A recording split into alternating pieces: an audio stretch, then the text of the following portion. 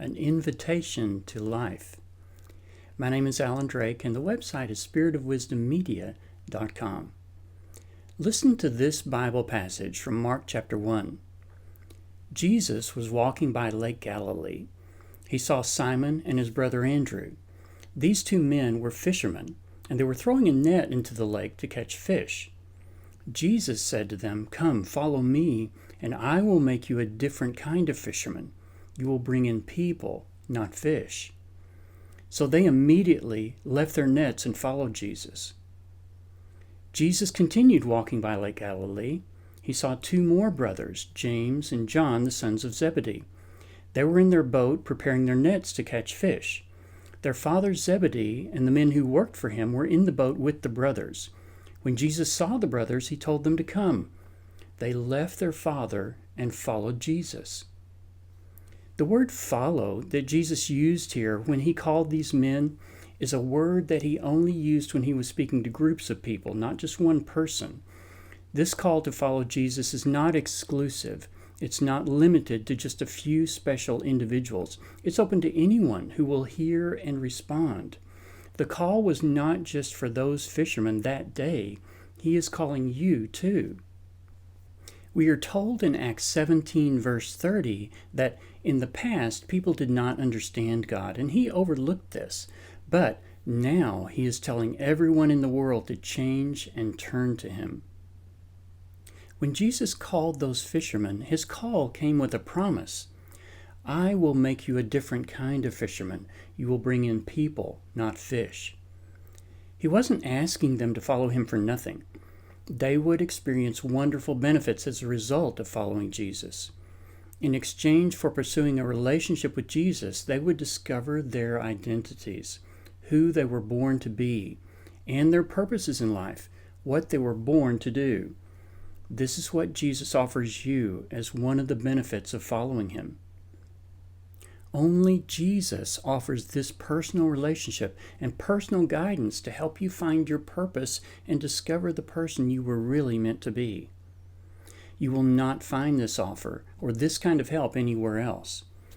Take him up on his invitation. Following Jesus is your gateway to discovering yourself and your purpose in life. Jesus' call is not an invitation to follow a religion or a message or an organization. It is a personal invitation to follow a person, the person of Jesus. Follow him. Your relationship with him is everything. You may need to forget what you've already been taught about religious practices, rituals, and rules. Once you get to know Jesus for who he really is, you may realize that he is very different from what you may have been taught or what you may have believed about him in the past. Follow the person of Jesus. He is a living, dynamic person. He is the Son of God, and he is calling you to have a vibrant, living relationship directly with him, with no go-betweens involved. There is no one standing between you and him, telling you what to do or how to behave. There is just you and him. Jesus' call is an invitation, but it's spoken imperatively. There are no options to do anything else. It's spoken by Jesus as a command, and the command carries with it an immediacy, an urgency. Come now. In other words, doing something else, not following Jesus, is not an option. Going a different way, following a different path, not following Jesus, will only cause you to lose valuable time and will not lead to your true purpose and identity. There is no time to waste. The same word, come, is used in Matthew 22, verse 4, when the wedding banquet was prepared, and the king bid the invited guests to come to the feast. The feast is ready now. It is time now to come. There it reads, "Again he sent other servants and said to them, 'Tell those who have been invited, look, the meal is all prepared. I've butchered the oxen and the fattened cattle. Now everything's ready. Come to the wedding party.'" In other words, it's time. Come now.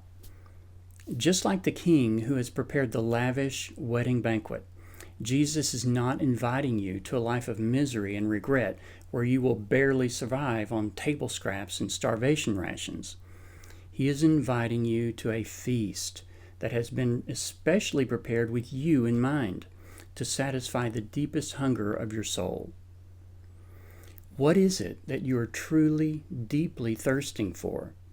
Jesus calls you to come follow and find satisfaction and fulfillment. In John 7, verse 37, Jesus stood and cried out, saying, "If anyone is thirsty, let him come to me and drink." Jesus' call is not a bullying demand, but a gentle invitation to come and get your needs met. Every time Jesus used this word that is translated follow or come, it is always with the idea of meeting the needs of the people who would respond to his call. In different ways, he is saying, "Come, follow me, and your needs will be met." In John 21, verse 12, for example, Jesus said to them, "Come and eat." And again, in Mark 6, verse 31, we read that many people were coming and going, so they did not even have a chance to eat. Then Jesus said to his apostles, "Come with me by yourselves to a quiet place. You need to get some rest." And again, in Matthew 11, verses 28 through 29, "Come to me, all you who are struggling hard and carrying heavy loads, and I will give you rest. Put on my yoke and learn from me. I am gentle and humble, and you will find rest to yourselves." Jesus' call to follow him is not an invitation to slavery, but an invitation to deep satisfaction and fulfillment. It is an invitation to finally discover the life that you were meant to live and the person you were meant to become. The same word is used in Matthew 25, verse 34, to invite those who are blessed by God to enter into the kingdom that had been prepared for them with all its glorious wonders. It reads, "Then the king will say to the godly people on his right, 'Come, my Father has great blessings for you. The kingdom he promised is now yours. It has been prepared for you since the world was made.'" Jesus' call is an invitation to finally meet and get to know the one person in the entire universe who understands you and your needs more completely and intimately than anyone else could, better than you know yourself. As the woman at the well exclaimed, "Come, see a man who told me everything I've ever done. Could this be the Messiah?" When Jesus called Simon and Andrew, they left their nets behind and followed Jesus. James and John even walked away from their father when Jesus called them. To really experience all that Jesus has for you and fully enter into the new life that he offers you, you must be willing to step away from your old life and leave it behind. Are you willing to do that? Now, this doesn't mean that you neglect your responsibilities, but in order to make room for the new life that you will experience with Jesus, you must be willing to part with the old. Are you willing? Are you ready? When Simon, Andrew, James, and John heard Jesus' call to follow him, they immediately took action. They dropped what they were doing and followed Jesus. In the same way, when you make the decision to follow Jesus, it requires you to take action. Begin your relationship with Jesus by praying to him. Tell him that you have made a decision to answer his call to follow him.